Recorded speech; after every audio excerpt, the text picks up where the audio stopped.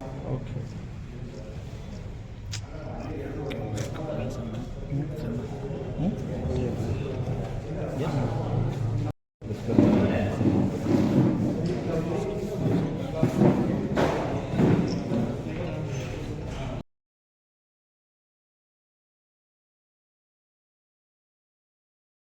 ದಲಿತರ ರಕ್ತ ಯಾಕೆ ಸರ್ ತಣ್ಣಗಿರುತ್ತೆ?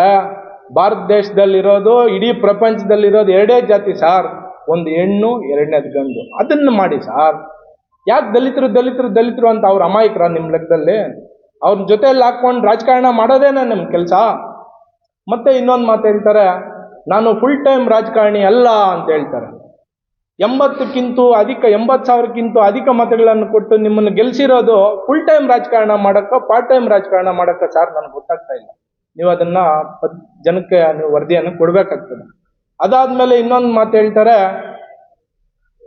ನಾನು 300 ಕೋಟಿ ಬರೀ ಜೇಬಲ್ಲಿ ಬೆಂಗಳೂರಿಗೆ ಬಂದು 300 ಕೋಟಿ ಎಂಪೈರ್ ಕಟ್ಟಿದ್ದೀನಿ ಅಂತ ಹೇಳ್ತಾರೆ. ಸರ್, ನೀವು 300 ಕೋಟಿ ಅಲ್ಲ, 3,000 ಕೋಟಿ ಕಟ್ಟಿ ಸರ್, ನಮ್ಗೇನು? ನಿನ್ನೆ ದಿನ ನೀವು ಅವ್ರ ಆತ್ಮಹತ್ಯೆ ಮಾಡ್ಕೊಂಡಿದ್ರಲ್ಲ ಬಾಬು, ಅವ್ರ ಮನೆಗೆ ಹೋಗಿ ನೀವು ಏನು ವೈಯಕ್ತಿಕವಾಗಿ ಧನ ಸಹಾಯ ಮಾಡಿದ್ದೀರಾ ಅದನ್ನ ಹೇಳಿ ಸರ್. SC/ST ಕಾಯ್ದೆಯಲ್ಲಿ ಕೇಸ್ ಆಗಿದೆ, ಸರ್ಕಾರ ಅವ್ರಿಗೆ ಹಣ ಕೊಡಿಸ್ತದೆ, ಆ ಕೆಲಸ ಸರ್ಕಾರ ಮಾಡ್ತದೆ ಸರ್. ಮೊನ್ನೆ ಜಿಲ್ಲಾಧಿಕಾರಿಗಳು ಎಲ್ಲ ಸೇರ್ಕೊಂಡು ಸರ್ಕಾರ ಆ ಕೆಲಸ ಮಾಡ್ತದೆ. ಅದೇ ರೀತಿ ನಾನು ಯಾವಾಗಲೂ ದಲಿತರ ಪರ ಅಂತ ಹೇಳ್ತೀರಾ. ಎಷ್ಟು ಜನ ದಲಿತರಿಗೆ ಮನೆಗಳನ್ನು ಕಟ್ಸ್ಕೊಟ್ಟಿದ್ದೀರಾ ಹೇಳಿ ಸರ್? ಎಷ್ಟು ಜನ ದಲಿತರಿಗೆ 300 ಕೋಟಿ ಎಂಪೈರ್ ಕಟ್ಕೊಂಡಿರೋ ಸ್ವಂತ ದುಡ್ಡಲ್ಲಿ ಎಷ್ಟು ಜನಕ್ಕೆ ನೀವು ಧನ ಸಹಾಯ ಮಾಡಿದ್ದೀರಾ ಹೇಳಿ ಸರ್? ಅದೇ ರೀತಿ ನಮ್ಮ ಚಿಕ್ಕಬಳ್ಳಾಪುರಕ್ಕೆ ಬಂದಾಗೆಲ್ಲ ಜನ ವೀಕ್ಷಣೆ ಮಾಡ್ತಾರೆ. ರೀಸೆಂಟಾಗಿ ಅವ್ರ ಶಾಸಕರಾಗಿ ಆಯ್ಕೆ ಆದಮೇಲೆ 1 ವರ್ಷನ 6 ತಿಂಗಳು ಆಗಿತ್ತೇನೋ ಅನಿಸುತ್ತೆ, ಸಮಯ ಟೈಮ್ ಕರೆಕ್ಟಾಗಿ ಎಕ್ಸಾಕ್ಟ್ ಟೈಮು ಅಷ್ಟು ಐಡಿಯಾ ಇಲ್ಲ. ಅವ್ರ ಮನೆ ಮೇಲೆ ಕಲ್ಲು ತೂರಾಟ ಆಗ್ತದೆ, ನಿಮ್ಗೆಲ್ರಿಗೂ ಗೊತ್ತಿರೋ ವಿಚಾರ. ಅವ್ರು ಕೆಲವ್ರು ಜನ ಹೇಳಿದ್ ನನಗೆ, ಅವ್ರ ಪೂರ್ತಿ ಮಾಹಿತಿ ನನಗೂ ಇಲ್ಲ. ಸುಧಾಕರ್ ಅವರು ಶಾಸಕರಾದ್ಮೇಲೆ ಮಂತ್ರಿಗಳಾಗ್ತಾರೆ, ಅವ್ರಿಗೆ ಪ್ರೋಟೋಕಾಲ್ ಇತ್ತು, ಎಸ್ಕಾರ್ಟ್ ಇತ್ತು. ಅದನ್ನ ನಾನು ಪಡಿಬೇಕಂತ ಹೇಳ್ಬಿಟ್ಟು ಹತಾಶೆಯಿಂದ ಇವ್ರು ಈ ಕೆಲಸ ಯಾರ ಕೈಯಲ್ಲ ಮಾಡಿಸ್ಕೊಂಡಿದ್ದಾರೆ ಅಂತ ಜನ ಹೇಳ್ತಾರೆ. ಬಟ್ ಕಾನೂನು ರೀತಿ ಕ್ರಮ ಆಗಿದೆಯಾ? ಯಾರು ನಿಮ್ಮ ಮನೆ ಮೇಲೆ ಕಲ್ಲೊಡ್ಸಿದ್ದಾರೆ ಅವ್ರಿಗೆ ನ್ಯಾಯ ನೀವು ಕೊಡಿಸಿದ್ದೀರಾ? ಶಾಸಕರ ಮನೆ ಮೇಲೆ ಕಲ್ಲಾಕ್ದವ್ರ ಅಪರಾಧಿ, ಇನ್ನೂ ಅಪರಾಧಿಗೆ ಶಿಕ್ಷೆ ಆಗಿಲ್ಲ, ಇನ್ನು ಜನಸಾಮಾನ್ಯರಿಗೆ ನೀವು ಯಾವ ರೀತಿ ನ್ಯಾಯ ಕೊಡಿಸ್ತೀರಾ ಸರ್? ದಯವಿಟ್ಟು ನೀವು ಇಂಥ ರಾಜಕಾರಣ ಮಾಡೋದು ನಿಲ್ಲಿಸ್ಬೇಕು. ಅದೇ ರೀತಿ ನೀವು ಇಷ್ಟಕ್ಕಿನ್ನೂ ಮುಂಚೆ, ನೀವು ಹುಟ್ಟಿದ ಮೇಲೆ, ನೀವು ಶಾಸಕರಾದ್ಮೇಲೆ 2018ರಲ್ಲಿ ಕಾಂಗ್ರೆಸ್ ವಿರುದ್ಧ ಪ್ರಚಾರ ಮಾಡ್ತೀರಾ. ವಿನಯ್ ಎಂಬ ಹುಡುಗ ಅವತ್ತಿನ ದಿನ ಲಾಠಿ ಚಾರ್ಜ್ ಆಗಿ ಸಾವನ್ನಪ್ತಾರೆ, ನಮ್ಗೆಲ್ರಿಗೂ ಗೊತ್ತಿರೋ ವಿಚಾರನೇ. ನೀವು ಶಾಸಕರಾಗಿ 2.5 ವರ್ಷ ಆಯ್ತಲ್ಲ ಸರ್, ನೀವು ಏನು ವಿನಯ್ ಅನ್ನೋ ಹುಡುಗನಿಗೆ ಏನು ನ್ಯಾಯ ಕೊಡಿಸಿದ್ದೀರಾ? ನಿಮ್ಮ ಹುಡುಗ ಅಲ್ವಾ ಸರ್, ಅವತ್ತು ನಿಮ್ಮ ಜೊತೆ ಇದ್ದಂಥ ಹುಡುಗ ಅಲ್ವಾ? ಅವ್ನಿಗೆ ಯಾವ ರೀತಿ ನೀವು ನ್ಯಾಯ ಕೊಡಿಸಿದ್ದೀರಾ? 300 ಕೋಟಿ ಎಂಪೈರಲ್ಲಿ ಅವ್ರಿಗೆ ಸಹಾಯ ಮಾಡಿದ್ದೀರಾ ಸರ್? ದಯವಿಟ್ಟು ಮಾನ್ಯ ಶಾಸಕರೇ, ಚಿಕ್ಕಬಳ್ಳಾಪುರ ಬಹಳ ಸುಭಿಕ್ಷವಾಗಿದೆ, ಎಲ್ಲರೂ ಕೂಡ ಜೊತೆಯಲ್ಲಿದ್ದಾರೆ, ಅಣ್ಣ ತಮ್ಮಂದರಂಗಿದ್ದಾರೆ, ಯಾವುದೇ ರೀತಿ ಜಾತಿ ಭೇದ ಇಲ್ಲ. ನಮ್ಮ ಚಿಕ್ಕಬಳ್ಳಾಪುರದಲ್ಲಿ ಯಾವುದೇ ರೀತಿ ಉಳುಕಿಲ್ಲ.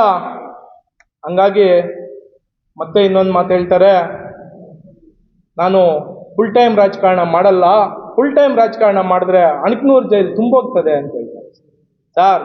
70,000ಕ್ಕಿಂತ ಹೆಚ್ಚು ಮತಗಳು ಕೊಟ್ಟು ಚಿಕ್ಕಬಳ್ಳಾಪುರದಲ್ಲಿ ಬಿಜೆಪಿ ಪಕ್ಷ ಇದೆ ಅಂತ ಗುರ್ಸ್ಕೊಂಡಿದೆ. 72,000 ಚಿಲ್ಲರೆ ಮತ ಹಾಕಿರೋರೆಲ್ಲರೂ ಅಣಕನೂರು ಜೈಲ್ಗೆ ಹಾಕ್ಸ್ತೀರಾ ಸರ್? 72,000ಕ್ಕೂ ಅಧಿಕ ಮತಗಳನ್ನು ಕೊಟ್ಟಿದ್ದಾರೆ ಚಿಕ್ಕಬಳ್ಳಾಪುರದಲ್ಲಿ ಬಿಜೆಪಿ ಪಕ್ಷಕ್ಕೆ, ಎಲ್ರೂ ಅಣಕನೂರು ಜೈಲ್ಗೆ ಹಾಕ್ಸ್ತೀರಾ? ನೀವು ಶಾಸಕರಾದ್ಮೇಲೆ ಹೇಳಿದ್ರೆ ನನ್ನ ಜೊತೆ ಯಾರು ಹಿಂಬಾಲಕರು ಬರಬಾರ್ದು, ನಿಮ್ಮ ಕೆಲಸ ಮಾಡ್ಕೊಬೇಕು, ನಿಮ್ಮ ಉದ್ಯೋಗದಲ್ಲಿ ನೀವು ತೊಡಸ್ಕೊಬೇಕು ಅಂತ ನೀವ್ಯಾಕೆ ಸರ್ ಗುಂಪುಗಾರಿಕೆ ರಾಜಕೀಯ ಮಾಡ್ತಾ ಇದ್ದೀರಾ? ಒಬ್ಬ ಸಂಸದರ ವಿರುದ್ಧ ಅವೇಳ ಹೇಳಿಕೆ ಕೊಡೋದು ತಪ್ಪಲ್ವಾ ಸರ್? ಜವಾಬ್ದಾರಿ ಸ್ಥಾನದಲ್ಲಿ ಇದ್ದೀರಾ ಸರ್?